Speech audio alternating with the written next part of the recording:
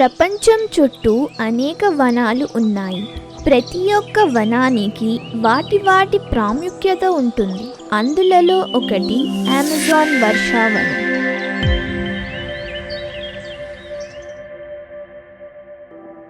Amazon వనం ప్రపంచంలోనే అతిపెద్దయైన వనంగా భావిస్తారు. అంతేకాకుండా దీనిని భూమికి ఊపిరితిత్తులు అని కూడా అంటారు.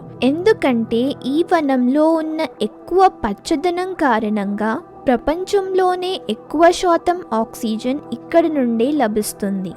అమెజాన్ వర్షావనం చాలా పెద్దది మరియు ఎన్నో రహస్యాలు దాగి ఉన్నాయి.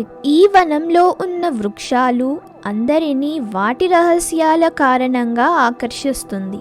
ఈ వనం ఎక్కువ శాతం సౌత్ అమెరికాని కవర్ చేస్తుంది. ఈ వనం 9 దేశాలలో విస్తరించి ఉంటుంది.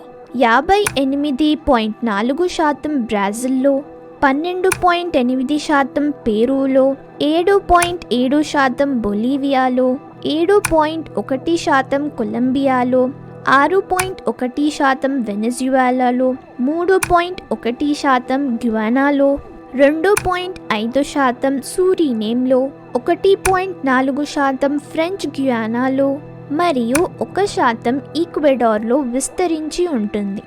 అమెజాన్ వనం డైనోసార్లు ఉన్న కాలం నాటి నుండి ప్రపంచ ఉనికిలో ఉందని ప్రజలు నమ్ముతారు. ఇక్కడ అనేక జాతుల గల వేలాది వృక్షాలు మనం చూడవచ్చు. అందువలనే ప్రపంచంలోనే పెద్ద బయోడైవర్సిటీగా ఉంటుంది ఈ వనం. ఈ బయోడైవర్సిటీ కారణంగా ప్రపంచంలోని వాతావరణం ఎటువంటి ప్రభావం ఇక్కడ చూపించదు. ఇక్కడి వాతావరణం వేరే వాటితో పోలిస్తే చాలా భిన్నంగా ఉంటుంది. అమెజాన్ వనంలో 390 అనేక రకాల వృక్షాలు ఉంటాయని నమ్ముతారు. వాటిల్లో 16,000 అనేక వివిధ జాతులు ఉంటాయి. అంతేకాకుండా అనేక జంతువులు కూడా ఉంటాయి. ఈ విశాలమైన వనంలో అనేక ఆదివాసులు కూడా ఉంటారు. అమెజాన్ వనం 56 మిలియన్ సంవత్సరాల నుండి 33.9 మిలియన్ల సంవత్సరాల క్రితం పుట్టుకొచ్చాయని అందరూ నమ్ముతారు.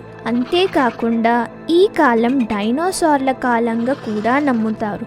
అయితే 66 మిలియన్ల సంవత్సరాల క్రితం భూమిని ఒక ఆస్ట్రాయిడ్ ఢీకొట్టడం వలన 75% జీవులన్నీ నాశనమయ్యాయి. ఈ ఆస్ట్రాయిడ్ ఢీకొనడం వల్ల భూమిపైన చాలా ధూళి వాతావరణంలోకి చేరింది. మరి అది ఎక్కువ మోతాదులో జరగడం వల్ల 1 సంవత్సరం వరకు సూర్యరశ్మి పూర్తిగా కప్పబడింది. దాని కారణంగా అనేక వృక్షాలు మరియు మొక్కలు కూడా చనిపోయాయి. అప్పటి వరకు శాంతంగా ఉన్న అగ్ని విస్ఫోటనాలు మళ్ళీ ప్రారంభమయ్యాయి. యాసిడ్ వర్షం కూడా కురిసింది. భూకంపాలు వచ్చాయి మరియు ఫారెస్ట్ ఫైర్స్ కారణంగా వనమంతా నాశనమైంది. ఆ యుగంలో డైనోసార్లు అమెజాన్ వనంలోనే నివసించేవి. వీటిల్లో అనేక జాతుల డైనోసార్లు మనం చూడవచ్చు. ఎగిరే డైనోసార్లు, నీటిలో నివసించే డైనోసార్లు, భూమిపైన నివసించే డైనోసార్లు కాకుండా అనేక జాతుల డైనోసార్లు ఈ అడవిలో అప్పట్లో తిరిగేవి. అంతేకాకుండా ఈ డైనోసార్లలో ఎక్కువ శాతం మాంసాహారం మరియు తక్కువ శాతం శాకాహారివి కలిగి ఉండేవి. ఆ యుగంలో అమెజాన్ వనంలో కానిఫెరస్ అని పిలువబడే వృక్ష జాతులు ఉండేవి. వీటి పొడవు దాదాపు 200 నుండి 300 అడుగు ఎత్తు వరకు ఉంటాయి. ఇది ఎక్కువ శాతం చల్లని ప్రదేశాల్లో కనిపిస్తుంది. ఈ కానిఫెరస్ వనంలో మంచి ఉదాహరణ గల వృక్షం కొండలపైన పెరిగే పైన్ వృక్షాలు. కానీ అప్పట్లో డైనోసార్లు ఉన్నంత వరకు ఈ కానిఫెరస్ వృక్షాలు ఎక్కువగా పెరగలేదు. ఎందుకంటే శాకాహారి డైనోసార్లు ఏవైతే చాలా పొడవుతో ఉన్నాయో వాటికి ఈ వృక్షాలే ఆహారం. కానీ ఒక ఆస్ట్రాయిడ్ భూమిని ఢీకొనడం వల్ల భూమిపైన డైనోసార్లు అన్నీ సజీవంగా మరణించాయి. ఈ ఆస్ట్రాయిడ్ ఢీకొనడం వల్ల తరువాతి యుగంలో అనేక జాతుల జీవులు పుట్టుకొచ్చాయి. అందులో చిన్న చిన్న మ్యామల్స్ కూడా ఒకటి. అయితే ఈ మ్యామల్స్ ఆ కాలం నాటి నుండే ఉన్నాయి. కానీ ఈ సంఘర్షణ జరిగిన తరువాతే అవి ఎక్కువగా పెరిగే అవకాశం వచ్చింది. మరొకసారి అన్ని మొక్కలు పుట్టుకొచ్చాయి. ఇక్కడి వనంలో ఎండోస్పర్మ్ మరియు జిమ్నోస్పర్మ్ అనే 2 ప్రజాతుల వృక్షాలు కనిపిస్తాయి. సాధారణంగా పోలిస్తే జిమ్నోస్పర్మ్కి ఎండోస్పర్మ్ కంటే ఎక్కువ సూర్యకాంతి కావాల్సి ఉంటుంది. అయితే ఈ సంఘర్షణ జరిగిన తరువాత ఎక్కువ శాతం ఎండోస్పర్మ్ జాతులు మాత్రమే కనిపిస్తున్నాయి. శాస్త్రవేత్తలు దీని వెనుక కారణాన్ని కనుగొన్నప్పుడు ఆస్ట్రాయిడ్ ఢీకొట్టిన కారణంగా చాలా ధూళి గాలిలో ప్రవేశించినప్పుడు ఎక్కువ శాతం సూర్యకాంతి మూసుకుపోయింది. దాని కారణంగా జిమ్నోస్పర్మ్ జాతిగల మొక్కలు పెరగలేకపోయాయని చెప్తారు. ఆస్ట్రాయిడ్ ఢీకొట్టిన కొన్ని సంవత్సరాల తరువాత సూర్యకాంతి ఎప్పటిలాగే సాధారణ స్థాయికి వచ్చి ఉంటుంది. అయినప్పటికీ జిమ్నోస్పర్మ్ జాతిగల వృక్షాలు పెరగలేకపోయాయి. అందుకు శాస్త్రవేత్తలు 2 కారణాలను చెప్తారు. మొదటిది, జిమ్నోస్పర్మ్ మరొకసారి పెరిగే సమయంలో అప్పటికే ఎక్కువ మోతాదులో ఎండోస్పర్మ్ ఆధిపత్యం వహిస్తున్నాయి. దాని కారణంగా జిమ్నోస్పర్మ్కు పెరిగే స్థలం కూడా లేకుండా పోయింది. రెండవ కారణం ఏమిటంటే ఎండోస్పర్మ్ మొక్కలు చాలా పొడవుగా మరియు గుబురుగా పెరిగిపోయాయి. దాని కారణంగా సూర్యకాంతి కిరణాలు భూమిపైన తక్కువగా పడతాయి. అందుకు కారణంగా జిమ్నోస్పర్మ్ జాతులు పెరగలేకపోయాయని చెప్తారు. అతి పెద్దయైన అమెజాన్ వనంలో అతి ఘనంగా వృక్షాలు పెరగడానికి కారణమేంటి? వాటికి న్యూట్రియంట్స్ ఎక్కడ నుండి వస్తున్నాయి? ఈ విషయాన్ని శాస్త్రవేత్తలు పరిశీలించినప్పుడు సహారా డెజర్ట్ నుంచి వచ్చే ధూళితో వాటికి న్యూట్రిషన్ వస్తుందని గమనించారు. అంతేకాకుండా సహారా డెజర్ట్ నుండి వచ్చే ధూళిలో ఎక్కువగా ఫాస్ఫరస్ ఉంటుందని కనుక్కున్నారు. దీని కారణంగా వృక్షాలు చాలా తొందరగా మరియు అధికంగా పెరుగుతాయి.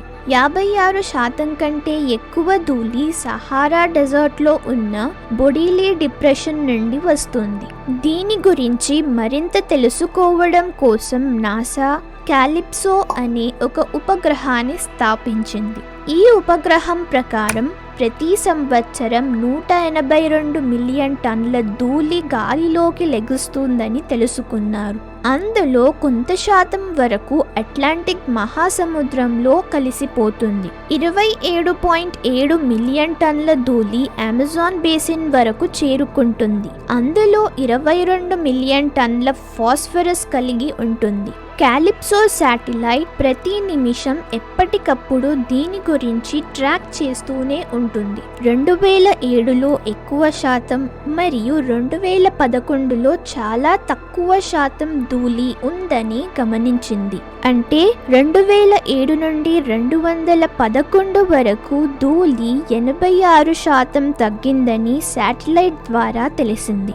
2007లో చాలా ఎండగా ఉన్నందుకు ఎక్కువ ధూళి గాలిలోకి ఎగిరి అమెజాన్ వరకు చేరుకుంది. కానీ 2011లో చాలా వర్షం కురిసినందుకు చిన్న చిన్న మొక్కలు పెరిగాయి. అందువలన ఎక్కువ ధూళి గాలిలోకి ఎగిరే అవకాశం లేదు. అమెజాన్ వనంలో వ్యవసాయం సరిగ్గా లేనందు కారణంగా అక్కడ ఎక్కువగా మానవులు నివసించే వాళ్ళు కాదని అందరూ నమ్మేవారు. కానీ ఆర్కియోలాజికల్ సాక్ష్యం ప్రకారం క్యావర్నా దా పెండ్రా పింతాడా దగ్గర తవ్వకం జరిగినప్పుడు 11,200 సంవత్సరాల క్రితం నుండే అక్కడ మానవులు నివసించేవారని తెలిసింది. అంతేకాకుండా ఆ సమయంలో 5 మిలియన్ల జనాభా ఉండేదట. 1900 సంవత్సరం వచ్చేటప్పటికి 1 మిలియన్ జనాభా వరకు పడిపోయింది. 1980లో కేవలం 2 లక్షల జనాభా మాత్రమే కనిపిస్తుంది. అమెజాన్ వనంలో 40,000 జాతుల మొక్కలు, 3,000 జాతుల చేపలు, 300 జాతుల మ్యామల్స్, 1,300 జాతుల పక్షులు, ఎన్నో మిలియన్ల జాతుల పురుగులు మరియు 370 జాతుల రెప్టైల్స్ మనం ఇక్కడ చూడవచ్చు. ప్రపంచంలోనే అతిపెద్ద అయిన పాము గ్రీన్ అనకొండా ఇక్కడ అమెజాన్ వనంలో కనిపిస్తుంది. అది 29 అడుగుల ఎత్తు వరకు పెరుగుతుంది మరియు 550 పౌండ్ల బరువు ఉంటుంది. ఇవి ఎక్కువ శాతం నీటిలో తిరుగుతుంటాయి. 10,000 కంటే ఎక్కువగా డాల్ఫిన్స్ ని మనం ఇక్కడ చూడవచ్చు. అవి పింక్ రంగులో ఉంటాయి మరియు మంచినీటిలో మాత్రమే తిరుగుతాయి. వీటిని సాధారణంగా అమెజాన్ రివర్ డాల్ఫిన్ అని పిలుస్తారు. ఇక్కడ భయంకరమైన సాలెపురుగులు కూడా ఉంటాయి. వాటిని టారంతులాస్ అని పిలుస్తారు. వీటి విషం వల్ల మనుషులు చనిపోయే అవకాశం కూడా ఉంది. సాధారణంగా ఇవి రాత్రిపూట వేట చేస్తాయి. పురుగులు, కప్పలు దీనికి ఆహారం. అమెజాన్ వనంలో అనేక జంతువులు ఉన్నాయి. వాటిలో అతిపెద్దయైన జీవులు బ్లాక్ కైమాన్, జాగ్వార్, కోగార్ మరియు అనకొండా. అక్కడి నదులలో ఎలక్ట్రిక్ ఈల్స్ కూడా ఉంటాయి. వాటి నుండి ఎలక్ట్రిక్ షాక్ కూడా వస్తుంది. దాని కారణంగా చనిపోయే అవకాశం కూడా ఉంది. అనేక జాతుల విషపు కప్పలు కూడా ఉంటాయి. ఇంత మంచి బయోడైవర్సిటీ గల ఈ అమెజాన్ అడవి, అక్కడ ఉన్న వృక్షాలు, పక్షులు, జంతువులు అన్నీ పెద్ద ముప్పులో ఉన్నాయి. ఇప్పటికే ఎక్కువ శాతం వరకు డిఫారెస్టేషన్ మరియు అడవి మంటల కారణంగా దాదాపు అన్ని జీవులు మరణిస్తున్నాయి.